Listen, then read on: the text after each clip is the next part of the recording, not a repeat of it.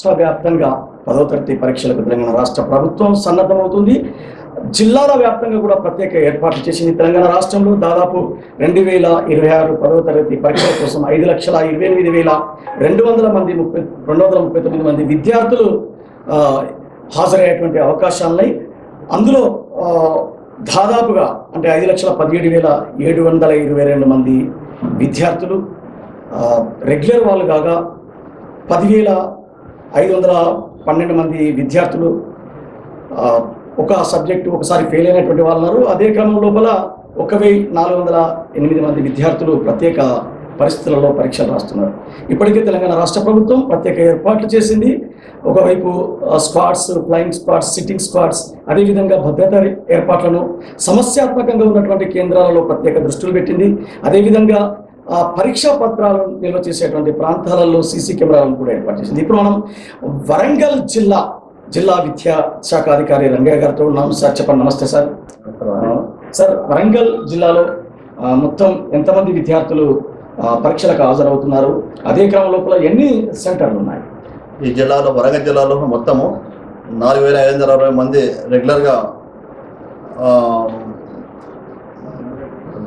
9,492 మంది పాల్గొంటున్నారు.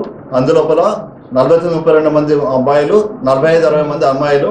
అందులో ప్రైవేట్ క్యాండిడేట్స్ వచ్చేసరికి 220 మంది, అంటే గతంలో ఫెయిల్ అయిన వాళ్ళు దృష్టి పెట్టుకొని మళ్ళీ వాళ్ళకు అరేంజ్మెంట్స్ కోసము మొత్తం 47 ఎగ్జామినేషన్ సెంటర్స్ ఏర్పాటు చేయడం జరిగింది. అందులోపల 47 ఎగ్జామినేషన్ సెంటర్తో పాటు డిపార్ట్మెంట్ ఆఫీసర్ని కూడా ఇవ్వడం జరిగింది ప్రతి సెంటర్ కూడా. అలాగే 496 మంది ఇన్విజిలేటర్స్ ఇవ్వడం జరిగింది. అందులో 11 వొకేషనల్ సెంటర్స్ ఉన్నాయి. అందులో 780 మంది పిల్లలు ఎగ్జామ్స్ రాస్తున్నారు వొకేషనల్ సెంటర్ సంబంధించి. అందులోపల ప్రతి ఎగ్జామినేషన్ సెంటర్ కూడా అప్పుడు అన్ని రకాల వస్తువులు కల్పించడం జరిగింది. ఆ ఎగ్జామినేషన్ సెంటర్ల విషయం లోపల 14 నుంచి 15 పరీక్షలకు సంబంధించి 5 నిమిషాలు గ్రేస్ పీరియడ్ ఇవ్వడం జరుగుతుంది. 5 నిమిషాలు కనీసం, అంటే 9:30 ఉండాల్సిందే ఖచ్చితంగా. 5 నిమిషాలు గ్రేస్ పీరియడ్ ఉండవలసిన ఖచ్చితంగా 9 లోపలే అందరూ రావాలి, వస్తేనే బాగుంటుంది. 9 కంటే లేట్ అయిందంటే పిల్లలు ఇబ్బంది పడుతున్నట్టే, వాళ్ళ టెన్షన్ స్టార్ట్ అవుతుంది. అందుకని 80% లేట్ ఉండదు. తర్వాత క్లాక్ రూమ్ ఏదైనా ఉన్నదో, ఎవరైనా వస్తువులు అనుకోని వస్తువులు ఉంటారో 80% ఎవరే వస్తువు తీసుకురావద్దు. పెన్నులు, పెన్సిళ్ళు అవి తప్ప, హాల్ టికెట్ తప్ప మిగతా ఏం తీసుకురావద్దు. ఒకరు తీసుకురావాల్సినట్టయితే ముందులో క్లాక్ రూమ్ ఉంటే టోకెన్స్ ఇస్తారు. అది దానికి ఏంటంటే మరి మీరు ఎగ్జామ్ అయిపోయిన తర్వాత తొందరగా పోలేరు, ఎందుకంటే క్లాక్ రూమ్ టోకెన్స్ అన్ని క్లియర్ అయ్యేంత వరకు మరి మీరు వెయిట్ చేయాల్సి వస్తుంది. కనుక తీయకుండా ఉంటే బెటర్. మీరు ఎలాంటి వస్తువులు తీసుకురావద్దు, ఫోన్లు అలాంటి ఏం తీసుకురాకండి. బుక్స్ అటువంటి కూడా, నోట్ బుక్స్, టెక్స్ట్ బుక్స్ ఏం చేయకండి. పరీక్షలకు అనుమతించబడ్డ వస్తువులతో పట్టుకొని మంచి ఎగ్జామ్స్ ప్యాడ్ పెట్టుకొని వచ్చి ఎగ్జామ్స్ రాసుకొని పోవచ్చు, ఇబ్బంది ఏం లేదు. బెంచ్లు కూడా ఉంటాయి, బెంచ్లలో కూడా అవకాశం ఉపయోగించుకోవచ్చు. అలాగే ఎగ్జామ్స్ అయిపోయినంత వరకు ఎవరిని అట్లా బయట పంపడం జరగదు. కనుక ఏ ఒక్కరు కూడా ఎగ్జామ్స్ పూర్తి అయిపోయిన తర్వాతనే మళ్ళీ బయట పంపడం జరుగుతుంది. మొత్తము 7 పరీక్షలు నిర్వహించబడుతుంది. 14 మార్చి 14 మొదలుపెడితే 16 ఏప్రిల్ వరకు కూడా ఎగ్జామ్స్ నిర్వహిస్తుంది. ఎగ్జామ్స్ మొదలైన తర్వాత నుంచి మధ్యలో 4-5 రోజుల గ్యాప్ ఉంటుంది ప్రతి పరీక్షకు. ఈ 4-5 రోజుల గ్యాప్లలో కూడా పిల్లలందరూ ఖచ్చితంగా ఎగ్జామినేషన్కు అయిపోగానే మళ్ళీ అదే వాళ్ళు ఏ స్కూల్లో చదువుతున్నారో ఆ స్కూల్కే వెళ్ళి మన ప్రిపరేషన్ కావాలి, నెక్స్ట్ ఎగ్జామ్ కావాల్సిన ప్రిపరేషన్ చేసుకోవాల్సింది. రెగ్యులర్ స్కూల్ లాగానే వెళ్ళాల్సి ఉంటుంది. ఎందుకంటే పరీక్ష మధ్యలో 5 రోజులకు గ్యాప్ సందర్భాలు కూడా ఉన్నాయి కొన్ని సందర్భాల్లో. కనుక ఏ ఒక్క విద్యార్థి కూడా ఎగ్జామ్స్ కదా అని చెప్పి ఇంట్లో నుండి పరీక్షలు వస్తుంటే కుదరదు. ఖచ్చితంగా స్కూల్కి రావాలి. వచ్చే అంటే క్లాసులు చూస్తుంటాయి, రివిజన్ క్లాసులు చేస్తుంటారు, తర్వాత ప్రాక్టీస్ పేపర్స్ ఉంటే ప్రాక్టీస్ చేస్తుంటారు వాళ్ళు. అందుకని అవన్నీ సద్వినియోగం చేసుకొని దాని ప్రకారంగా పరీక్షలు దిగ్విజయంగా రాసి మన వరంగల్ జిల్లాకు మా విద్యార్థులందరూ మంచి పేరు తీసుకురావాలని కోరుకుంటున్నాను. సార్, అంటే క్యూఆర్ కోడ్ ఏర్పాటు చేశారు. క్యూఆర్ కోడ్ ప్రకారంగా పిల్లల యొక్క అడ్రస్ అయితే లొకేషన్ అవుతుంది, అది వివరాలు చూడవచ్చు. కొన్ని కార్పొరేట్ స్కూల్స్ హాల్ టికెట్స్ ఇవ్వట్లేదు అని చెప్పి ఆందోళన, దాని మీద మీ స్పందన ఏంటి? ఆన్లైన్ నుంచి కూడా డౌన్లోడ్ చేసుకున్న హాల్ టికెట్స్ కూడా క్యూఆర్ కోడ్ దాని ప్రకారం అలో చేస్తారు, ఇబ్బంది లేదు. ఓకే సార్, అంటే పిల్లలు ఒత్తిడికి గురి కాకుండా ప్రభుత్వ విద్యా సంస్థలలో కావచ్చు, లేకపోతే పిల్లలకు తల్లిదండ్రులకు కావచ్చు, ఒక జిల్లా విద్యాశాఖ అధికారిగా మీరు ఎలాంటి సూచనలు చేస్తున్నారు? నేను పిల్లలకు ఒత్తిడి గురి కాకుండా ఉండే విధంగా జిల్లా లోపల స్ఫూర్తి కార్యక్రమం, జిల్లా కలెక్టర్ గారి ఆధ్వర్యంలో స్ఫూర్తి కార్యక్రమం దాదాపు ఈ అకాడమిక్ ఇయర్ మొదటి నుంచి కూడా ప్రతి నెలకు ఒకసారి 3వ వారం లోపల నిర్వహించడం జరుగుతుంది. ఒక 140 మంది అధికారులు, జిల్లా స్థాయి కానీ, డివిజనల్ స్థాయి కానీ, మండల స్థాయి కానీ అధికారులందరినీ కూడా నెలకు 140 మంది అధికారులని స్కూళ్ళలో పంపించి ఒక్కొక్క స్కూల్కి వెళ్ళి పిల్లలకు 2 గంటలు మోటివేషన్ క్లాసులు ఇప్పించడం జరిగింది.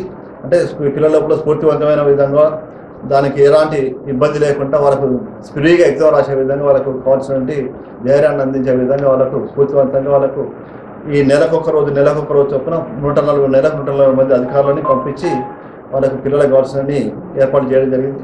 కనుక అలాంటి అవకాశం మన జిల్లా కలెక్టర్ గారు ఏర్పాటు చేశారు. కలెక్టర్ గారు ఆధ్వర్యం లోపల పిల్లలకు పరీక్షను నిర్వహించడం లోపల ఇప్పుడు వేరే జిల్లాతో పోల్చుకుంటే మన వరంగల్ జిల్లా లోపల స్ఫూర్తివంతమైన కార్యక్రమాలు నిర్వహించడం జరిగింది. కనుక పిల్లల్లో మానసిక స్థైర్యం పెరిగింది. దానికి అనుగుణంగా రిజల్ట్ కూడా పెరిగే అవకాశం లేదు పోయినసారికి ఇప్పటికీ. ఆ రకమైన ఏర్పాటు కూడా అన్ని ఏర్పాటు పరీక్షలకు సిద్ధమై ఏర్పాటు చేయడం జరిగింది. పరీక్ష కేంద్రాలలో వాష్రూమ్స్కి సంబంధించిన వాటిలలో ఒక ప్రత్యేక ఏర్పాట్లు చేశామని చెప్పి ప్రభుత్వం ఇప్పటికే ప్రకటించింది. ప్రధానంగా ఎస్ఎస్సి పరీక్ష కేంద్రాలలో అదేవిధంగా భద్రతా ఏర్పాట్లు చేశామంది. ఈ విషయంలో ఇప్పటికీ అంటే ఎన్ని పాఠశాలల్లో సరైనటువంటి వసతులు లేవని మీరు గుర్తించారు, వాటికి ఏర్పాట్లకి ఏ విధంగా చేశారండి? ఎక్కడైనా వసతులు లేక అన్ని ఎగ్జామినేషన్ సెంటర్లలో కూడా ఏర్పాటు ఉండే విధంగా ఏర్పాటు చేశాము.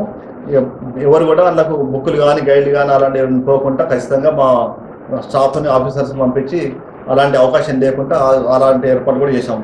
ఇప్పటికే మైక్రో జిరాక్స్ల ద్వారా పరీక్ష కేంద్రాల పక్కకు విద్యార్థులకు ఇది మాస్ కాపింగ్ చేసేటువంటి పరిస్థితులను కల్పించడం ఒక సమయంలో ప్రభుత్వాలు కూడా బ్లేమ్ అయినటువంటి పరిస్థితులు ఉన్నాయి.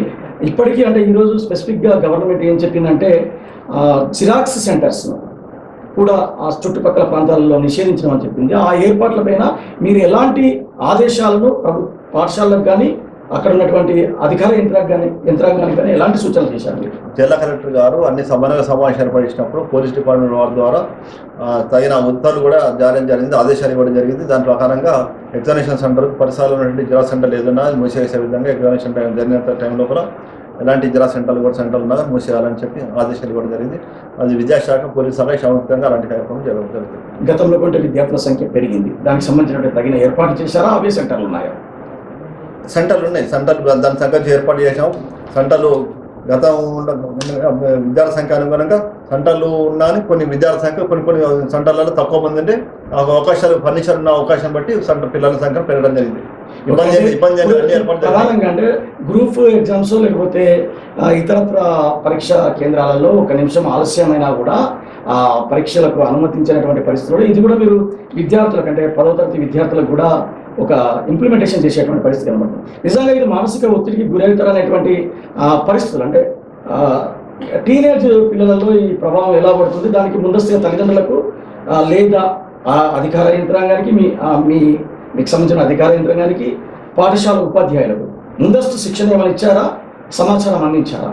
ముందస్తు ఏర్పాటు మేము ఏం చేసినామంటే చీఫ్ సూపరింటెండెంట్ డిపార్ట్మెంట్ ఆఫీసర్తో అందరితో మీటింగ్ పెట్టాం, ఫిజికల్ మీటింగ్ పెట్టాం, తర్వాత జూమ్ మీటింగ్ పెట్టి వాళ్ళతో రెగ్యులర్గా టచ్ ఉన్నాం. వాళ్ళకు స్కూల్ హెడ్ మాస్టర్లు కూడా ఇన్ఫర్మేషన్ ఇచ్చుకుంటూనే ముందు రోజే పిల్లలందరూ కూడా వచ్చి ఎగ్జామినేషన్ సెంటర్ ఎక్కడో చూసుకోవాలి. ఆ సెంటర్లు చూసిన తర్వాత తెల్లారి ఎగ్జామ్ రోజు అవుతున్నదో 1 గంట ముందే చేరుకోవాలి. 9 గంటలకే పరీక్ష హాల్ లోపల చేరుకోవాలి. 9:30 పరీక్ష మొదలవుతుంది. 9:30 పరీక్ష మొదలైన తర్వాత ఇంకా ఎవరైనా 9 గంటలు రమ్మనే సందర్భం లోపల 9:30 లోపల చేరుకోవాలి. 9:30 కూడా చేరుకోకపోతే మరి 1 నిమిషం కాకుండా ప్రభుత్వ ఆదేశాల ప్రకారం 5 నిమిషాల వరకు మేము అనుమతించ జరుగుతుంది, ఇబ్బంది లేకుండా. ఇంకా చివరిగా ఏంటంటే పరీక్ష కేంద్రాలకు వచ్చేటువంటి విద్యార్థుల కోసం ఆర్టీసీ బస్సులలో కానీ లేకపోతే ప్రత్యేక వాహనాలను ఏర్పాటు చేశారు. గతంలో కొన్ని ప్రాంతాలలో ఏర్పాటు చేశారు. ఎందుకంటే గ్రామీణ ప్రాంతాలలో లేదా ఏజెన్సీ ప్రాంతాల్లో ఉన్నటువంటి విద్యార్థులకు కనీసం 10-15 కిలోమీటర్ల దూరంలో సెంటర్లు పడ్డటువంటి పరిస్థితులు ఉన్నాయి. అలాంటి వాటిలలో మీకేమైనా అధికారికంగా ఏమైనా సూచనలు చేశారు? ఆర్టీసీ వాళ్ళతోటి సమన్వయపరచుకొని బస్సు టైం ఇస్తున్నట్టయితే పిల్లల ఎగ్జామ్ దృష్టిలో పెట్టుకొని మా ఎగ్జామ్ సెంటర్ లిస్టు ఆర్టీసీ వాళ్ళకి ఇవ్వడం జరిగింది. దాని ప్రకారంగా మీరు ఆర్టీసీ వాళ్ళు బస్ టైమింగ్స్ను ఎగ్జామ్స్కు అనుకూలంగా ఆ సెంటర్ చేరుకునే విధంగా ఏర్పాటు చేసుకోమని చెప్పడం జరిగింది. వారు కూడా మాకు ఉన్నంత అవకాశాలను బట్టి మేము కూడా అటువంటి సహాయ సహకారం అందిస్తామని చెప్పి తప్పకుండా అని చెప్పి అది కూడా కలెక్టర్ గారికి చెప్పడం జరిగింది. ఆర్టీసీ అధికారులు కూడా విద్యా వ్యవస్థలో విద్యార్థులకు ఒక మొదటి మెట్టు 10వ తరగతి పరీక్షలు అనేటివి నిజంగా కూడా ఒక గందరగోళం, ఆందోళన విద్యార్థులలో ఉంటుంది. ఇలాంటి పరిస్థితులలో ప్రభుత్వాలు కూడా మారుతున్న కొద్దీ కాలానుగుణంగా అనేక ఏర్పాట్లను చేస్తుంది.